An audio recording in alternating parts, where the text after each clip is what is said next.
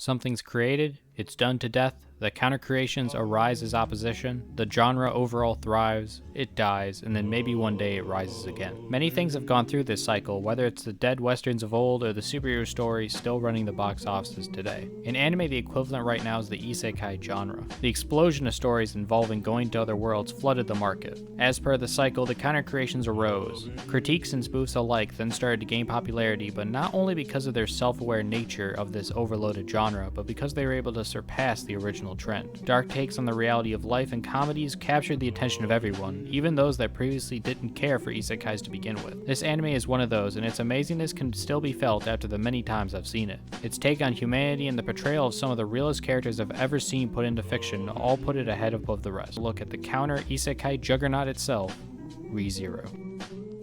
Where to even begin with this beast of a story? First, a bit of premising for the person that doesn't know what Re:Zero is. If you've already seen it and don't need a refresher, go to the timestamp on screen. The story follows Subaru, who is suddenly transported to another world. However, unlike the tropes of the genre, he is not in good standing. He is a regular person, not a hero or anything, and the world he was sent to is full of dark twists and turns. The only thing Subaru has with him to survive in this new world is the groceries he had on him, his cell phone, and his newfound ability to go back to a safe point when he dies. And when I mean die horribly and painfully to the point of insanity. It's a dark story about a flawed character trying his best to live in a flawed world. Now on to the analysis. Let's start with the story structure, because here it does something stylistically interesting. As a writer and critic, one thing I always look at poorly is when a piece of writing or a medium of fiction is too stylized. If, for example, the book is written in how the main character thinks and talks, except that said person has extremely broken English, or the main character is boring, it's a bad idea to reflect that in the writing directly. Certain stylistic choices can technically be done as intended, but the effect just ruins the work. If you make every sentence boring and nothing is interesting, then I'm going to be bored, which is not the intended effect you should ever want for your book, or its story in general. But here it enhances everything greatly. This story is segmented into several checkpoints that serve as arcs for the main character to go through. Each checkpoint is a place that he can't seem to pass, dying horribly for one reason or another. It's his job to figure out how to survive past each of the challenges presented to him while trying to get the best outcome. Since Subaru is going back in time, he will be repeating events that the viewer has already seen.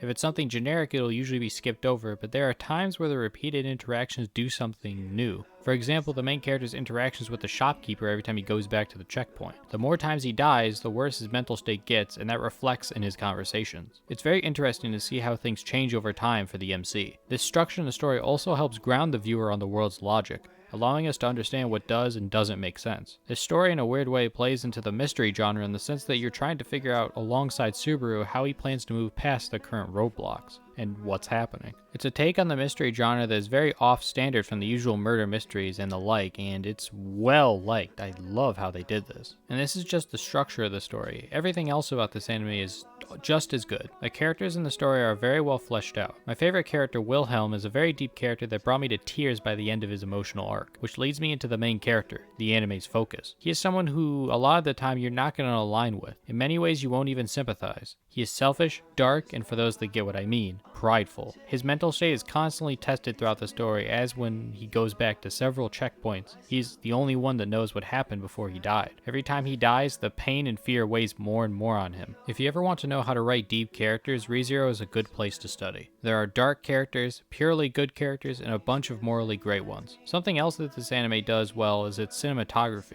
Generally, the animation medium hasn't been known for its unique use of the camera or the viewpoint for the watcher, but in modern times that's changing. The unique shots really add to the feeling of the different scenes. The classic Re:Zero music really messed with me the first time I heard it. It's always used alongside some dark reveal or realization, adding to the effect. I really don't want to spoil the story direction because it ruins the experience, but I must say that it goes in a unique direction. Like a choose-your-own-adventure story, many alternative paths are attempted by Subaru, with many resulting in his death. It's interesting to see him attempt the same scenario in multiple different ways. One other thing I want to bring up is the action. The way fights and conflicts are portrayed and resolved really makes this anime stand out from the isekai crowd. Conversations, threats, bluffs, pure combat, workarounds of Subaru's ability to revive himself, everything is on the table. You'll get many different kinds of solutions to various problems in a way that's satisfying. When Subaru finally makes his way past a checkpoint, it feels worthwhile knowing the journey it took for him to survive a 13-hour period, for example.